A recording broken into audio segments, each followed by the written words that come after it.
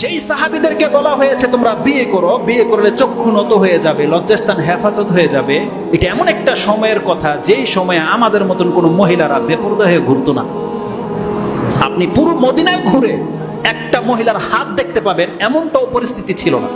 একটা হাত, একটা পশম যে একটু তাকাই থাকে, হঠাৎ করে বাতাসে যদি উঠে যায় দেখতে পাবো, এমনটাও হয়তো হতো না কখন। কেননা এমনও চরিত্রের হাদিস আমরা পেয়েছি, কোনো মহিলা বলতেছে আমরা যদি কোনো পুরুষ দেখতাম বসে যেতাম কিনারায়, কেন? যাতে ওই পুরুষ বুঝতে না পারে আমার হাঁটার স্টাইলটা কেমন। কিন্তু আজকে আপনি বলেন তো দেখি, আপনার অ্যান্ড্রয়েড খুললেই, নেট খুললেই ল্যাংটা। আপনার সিএনজিতে বসবেন, অটোতে বসবেন, পাশের মহিলাটা, পাশের সিটটা মহিলা। এই যে ড্রাইভার বসেছেন, আপনি সিট বসেন, সামনের প্রত্যেকটা সিট মহিলা, আপনার চোখ ওদিকেই যাচ্ছে, আবার অ্যাঙ্গেল থেকে। সংসদে বসেছেন মহিলা, স্টেডিয়ামে মহিলা, ভার্সিটিতে মহিলা, শিক্ষাতে মহিলা। এমন কোন জায়গায় আছে যেখানে মহিলা আপনার চোখে পড়ে না? তাহলে যেখানে পুরুষদের অন্তরের মধ্যে আল্লাহ মহিলাদের চাহিদা সব থেকে বেশি দিয়েছে, আপনারা কোন জাতের পুরুষ নাকি সব খোঁজা আল্লাহই জানে। যেসব যুবকরা, যারা পিতারা, পুরুষরা বিয়ে করতেছেন না, মহিলার পাশে গিয়ে বসেন আর আপনার পশমও দাঁড়ায় না, সুবহানাল্লাহ, আপনার ফিজিক্যালি নিয়ে তো আমার সমস্যা, আমার তো টেনশন যে আপনার পশম দাঁড়ায় না একটা মহিলার পেছনে পাশে বসলে। এটা কি হইতে পারে? নাকি আপনি নিশ্চয়ই কিছু একটা করেন, আপনার অবৈধ সম্পর্ক আছে। নাহলে এটা এমন একটা ফিতরত, একটা চুম্বকের পাশে থাকবে, এটা টানবে না, এটা তো হইতে পারে না। তাহলে আপনার চুম্বকই দুর্বল। আর যদি এটা হয়ে থাকে, কোরআনের আয়াত আল্লাহ বলছে, আপনি মিথ্যুক প্রমাণিত হয়ে যাবেন যে আপনি হুজুর আমি বসলে আমার ফিলিংস হয় না, তাহলে আপনি মিথ্যুক প্রমাণ হয়ে যাবেন। কারণ কোরআনে আল্লাহ আমাদেরকে আয়াত দিয়ে বলেছে, যুয়িনা লিন-নাসি হুব্বু শাহওয়াতি মিনান নিসাই ওয়াল বানিনা ওয়াল কানাতিরিল মুকান্তারাতি মিনাজ যাহাবি ওয়াল ফিদ্দা ইলা আখিরিল আয়াত। আল্লাহ সুবহানাহু ওয়া তাআলা সূরা আলে ইমরান 3 নম্বর সূরা 13 নম্বর আয়াতে বলছেন, একজন পুরুষের জন্য যত কিছুকে আমি চাহিদার বস্তু বানিয়েছি তার প্রথম নম্বরে হচ্ছে মহিলা। যুয়িনা লিন-নাসি হুব্বু শাহওয়াতি মিনান নিসাই। আসলে হাসির বক্তব্য আমরা করি, অনেকে বলে ভাই আপনি হাসেন না। তো এখন হঠাৎ করে আমার একটা কথা মনে পড়ে গেল যে না হাসে পারলাম না। আমরা যখন ফেসবুকে স্ট্যাটাস দেই, তো এক মহিলা পর্দা মানে ছিল, প্রোফাইল পিকচার, সে কমেন্ট করেছে, মানে আমি কি একটা কমেন্ট, আল্লাহ, আমি আবার স্বভাব হচ্ছে যে আকীদাগত বিষয়ে যদি কোনো ফল দেখি আমি সেখানে কমেন্ট না করে থাকতে পারি না, যেহেতু ব্যাপারটা হচ্ছে আকীদার মাসলা মাসালের মধ্যে আমি ইন্টারফেয়ার করি না। তো এক মহিলা আমি কমেন্ট করাতে, সে বলতেছে যে মহিলা দেখলেই কমেন্ট করতে ইচ্ছা করে, আমাকে বলতেছে সুবহানাল্লাহ। তখন এই আয়াতটার কথা আমি মনে পড়ে গেল। আমি বলছি, আপনি কি জানেন না যে আল্লাহ বলেছে যে কোরআনে যুয়িনা লিন-নাসি হুব্বু শাহওয়াতি মিনান নিসা, যে একজন পুরুষের কাছে সব থেকে চাহিদার জায়গা মহিলাকে করা হয়েছে। তো আপনি কি আয়াত পড়েন নাই? তো আলহামদুলিল্লাহ, এরপরে আর সে কোনো কমেন্ট করেনি। তালাকুল্লি হাল, আল্লাহ যেখানে বলেছে যে আমি বান্দা একজন পুরুষের জন্য মহিলার চাহিদা করে দিয়েছি, আর আপনি বলতেছেন যে না আপনি ফেরেশতা, এটা কি মেনে নেওয়ার মতো? না আপনার ভিতরে সমস্যা আছে? ওই নেতার সমস্যা আছে। নেতা বলতেছে যে একটা মহিলা ওর কাপড় পরবে, পোশাক পরবে, এতে আমার সমস্যা হবে কি? মহিলারা কি বলে, ও যে ওর কেন সমস্যা হবে, আমি আমার পোশাক, বলছে আমার বাবার টাকার পোশাক আমি পরবো, ওর কেন সমস্যা হবে? আরে সমস্যাটা আমাদের হবে, এটা আল্লাহ সমস্যা বানিয়ে দিয়েছে, এটাকে আমাদের এখতিয়ারে আছে নাকি? এটা আমাদের এখতিয়ার আছে। আর মহিলারা ভালো করেই জানে যে কোন দিকে আমাদের নজর যায়। আপনি ভালো করে লক্ষ্য করে দেখবেন, একটা মহিলা এমন ভাবে ঘর থেকে বেরিয়েছে, ও কিন্তু জানে ওর সমস্যাটা কোথায়। যেমনি পুরুষ দেখবে আর উপর ওনাটাকে একটু টেনে নিল, এই কাজটা তো ঘরের ভিতরে করতে পারতো না। এখন কেন করলো পুরুষের সামনে? কেন করলো এটা? কারণ ও ভালো করেই জানে পুরুষের নজর কোন দিকে যায়। আর প্রত্যেকটা হচ্ছে দুষ্ট টাইপের প্রকৃতির, প্রত্যেকটা দুষ্ট টাইপের প্রকৃতির। ও নিজে চায় যে পুরুষরা ফলো করুক, এই জন্য ওর ড্রেস আপ গুলো এরকম। না হলে এমন এমন ড্রেস কেন বেরোবে যে ওর ভিতরের পোশাকের সাথে বাইরের কালার এক না, যাতে করে ভিতরের কালারটা দেখা যায়। কেন পরবে? ও জানে যে পুরুষদের দুর্বলতা আছে এখানে, আল্লাহ বলেছে কথা, পুরুষ হবার দুর্বলতা হবে। আর আপনি বলবেন যে হবে কেন? সুবহানাল্লাহ। আপনি ভাববেন না যে এই সমস্যাটার কারণে শুধু আমরা শাস্তি পাবো। প্রত্যেকটা মহিলা কাল কিয়ামতের মাঠে চরম শাস্তি পাবে যার দিকে একটা পুরুষ তাকিয়েছে। রাসূল সাল্লাল্লাহু আলাইহি ওয়াসাল্লাম কি বলেছে? মুমিনাতুন মাইলাত, যে অন্যকে আকৃষ্ট করেছে, অন্যের প্রতি আকৃষ্ট হয়েছে, এমন প্রত্যেক মহিলা কাল কিয়ামতের দিন ফেঁসে যাবে। আল্লাহ তার দিকে ভালো রহমতের দৃষ্টিতে তাকাবেই না, আল্লাহ সুবহানাহু ওয়া তাআলা বলেছে এমন মহিলার দিকে। অতএব আমরা আপনাদের চিন্তা ভাবনা বুঝি, আমরা তো এই সমাজের লোকই, তাই না? আপনি আমাদেরকে সাধু ভাইবেন না। কারণ আমাদেরকে যে সমস্ত থিওরি দিয়ে তারা বলে যে আমার পোশাক, এতে মহিলার বলতেছে মহিলার সমস্যা কি? হ্যাঁ, কথা ঠিক আছে, এবার পুরুষের ক্ষেত্রে আসেন। হ্যাঁ, বাস্তবিকই তার পোশাক জঘন্য, নোংরা বা নেকেড। আপনার কেন সমস্যা হবে যদি আপনি মুসলিম হয়ে থাকেন, মুমিন হয়ে থাকেন? আপনি যদি আরশের যে বা আল্লাহর যে বিশেষ ছায়া আছে, সেই ছায়ার নিচে যদি হাসরের মাঠে স্থান পেতে চান, তার গুণ কি? রাসূল সাল্লাল্লাহু আলাইহি ওয়াসাল্লাম কি বলেছে? তার মধ্যে এমন এক যুবক হাসরের সেই স্থানে ছায়া পাবে, যেই যুবককে একজন উলঙ্গ মহিলা, সম্ভ্রান্ত মহিলা, সুন্দরী মহিলা একা করে ডেকেছিল, কিন্তু সে যায়নি। সে বলেছে ইন্নী আখাফুল্লাহ, আমি আল্লাহকে ভয় পাই। এখন আপনি শুধু মহিলার পোশাককে দোষবেন আর আপনার চরিত্রকে দোষবেন না?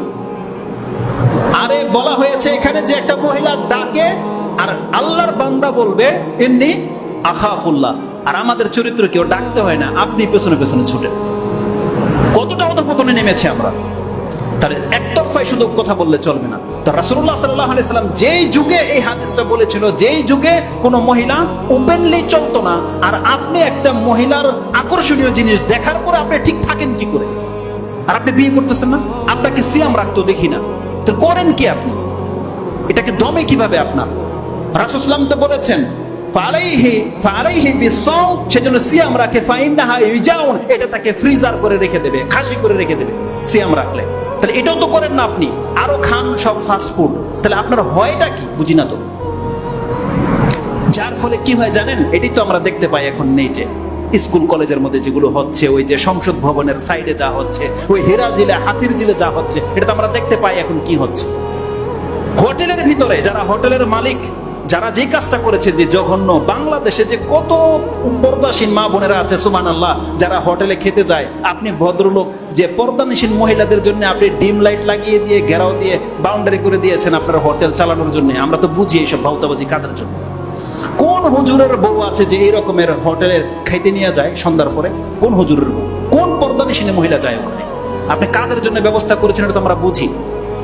নদীর উপরে আপনি ওই ডিম লাইট জ্বালিয়ে দিয়ে আপনি পার করেছেন, তারপরে ফাস্টফুডের দোকান করেছেন, চেম্বার করে দিয়ে, কারা ঢুকে ওখানে? এই রকমের নিয়তের প্রত্যেকটা হোটেল কাল কিয়ামতের দিন হারামখোর হয়ে উঠবেন। আপনারা হচ্ছেন ফাসাদকারী, যারা এই জমিনের মধ্যে এই ফাসাদ করার জন্য স্কুল কলেজের মেয়েদেরকে চান্স দিয়ে দিয়েছে, যে পার্সোনাল কক্ষ দিয়ে দিয়েছে, ওখানে যা খুশি তারা তা করে ভিডিও করে প্রচার করে দিচ্ছে। কাল কিয়ামতের দিন ফেঁসে যাবেন আপনি। আপনি ভাববেন না যে আল্লাহ আপনাকে ছেড়ে দেবে, আপনি দেখেও দেখেন নাই, এমনটা হতে পারে না। সুবহানাল্লাহ, যেখানে রাসূল সাল্লাল্লাহু আলাইহি ওয়াসাল্লাম বলেছেন মান রাআ মুনকারান ফালিয়ুগাইয়িরহু বিয়াদিহি, যেই ব্যক্তি খারাপ কিছু দেখলো সে তার হাত দিয়ে বাধা দেবে, আও বিলিসানি, অথবা তার জবান দিয়ে, আও বিকলবি, সে তার অন্তর দিয়ে বাধা দেবে। আর আপনি বাধা তো দূরের কথা, নিজে ব্যবস্থা করে দিলেন টাইম পাস করার জন্য। আপনার মধ্যে আর ফেরাউনের মধ্যে কোনো পার্থক্য আছে? জানেন আমি ফেরাউনের কথাটা কেন বললাম? এই পৃথিবীতে যেই স্বাধীনতার কথা সমস্ত নেতারা বলে, তাদের সবার চাইতে উদার মনের ছিল ফেরাউন, সব নেতার চাইতে। কোনদিন ভাবেন কোরআন দেখেন আল্লাহ কি বলেছে? মহিলাদের ক্ষেত্রে ফেরাউনের মতন কোন নেতা পৃথিবীতে জন্মায়, কোন নেতা জন্মায়। ফেরাউন এত বড় শিয়াল, আর আল্লাহ বলতেছে সে ফেরাউন কি করত? পুরুষদেরকে হত্যা করত আর মহিলাদেরকে ছেড়ে দিত। কেন ছেড়ে দিত? ভোগ করার জন্য ছেড়ে দিত। কত দয়ালু দেখেন, পুরুষদেরকে হত্যা করত, মহিলাদেরকে ছেড়ে দিত। আর এই ধরনের নেতা হচ্ছে আমাদের সমাজে সবচেয়ে বেশি। এরা মহিলাদের স্বাধীনতা খোঁজে, কিন্তু কোন স্বাধীনতা চায় এটা আমরা বুঝি। এই ফেরাউনের চরিত্রের ইতর টাইপের লোকগুলো, ফেরাউন এই কাজটা করতো, ভোগ করার জন্য মহিলাদেরকে ছেড়ে দিত, পুরুষদেরকে হত্যা করত। আর আমাদের সমাজের এই সব নেতারা সেই থিওরি অবলম্বন করেছে যে মহিলাদের স্বাধীনতা চায়, পুরুষদের না, মহিলাদের স্বাধীনতা চায়। যে মহিলা যেমন খুশি তেমন প্যান্ট পরে ঘুরবে, পোশাক পরে ঘুরবে, এটা নাকি স্বাধীনতা। তো কথা হচ্ছে যে যেই পয়েন্টটা এখানে আমি বলতে চাচ্ছিলাম, গত 2 সপ্তাহ আগে আমার এই খুতবাটা একটা মসজিদে দেওয়ার কথা ছিল, রূপগঞ্জ। কিন্তু ওই 21শে ফেব্রুয়ারি হওয়ার কারণে রাস্তা এতটা জাম ছিল, আমি রূপগঞ্জে পৌঁছতে পারিনি, 1টা বেজে গেছিল। তো জানি না, হয়তো আজকের জন্য ওই কথাটা বলবো বিদায়, হয়তো খুতবাটা ওই দিন দেওয়া হয়নি। এর 2 দিন পর এই যে নাসির হুসাইন আছে না, ক্রিকেট খেলে নাসির, এর ভিডিও কি ভাইরাল হলো বা কিছু। তো ওই ভিডিওগুলো আসতে আসতে একটা ভিডিও আসছে আমাদের দেশের রাষ্ট্রপতি আব্দুল হামিদ, তার নাম তার আব্দুল হামিদ, রাষ্ট্রপতি। এই আব্দুল হামিদ ভাইয়ের একটা ভিডিও দেখলাম, সুবহানাল্লাহ। সে বক্তব্য করেছে এডুকেটেড পার্সনদের সামনে, যারা ওই যে গোল্ড মেডেল পায়, শিক্ষিত উচ্চ শিক্ষিত নারী পুরুষের সামনে। আর এখানে সে এমন কিছু কথা বলেছে, যদিও কথাগুলো সে হাস্যোজ্জ্বল ভাবে বলেছে, হেসে হেসে বলেছে, কিন্তু আপনি জানেন একটা মানুষের অন্তরে যেটা থাকে ওটা কিন্তু কোনো না কোনো ভাবে প্রকাশ পায়।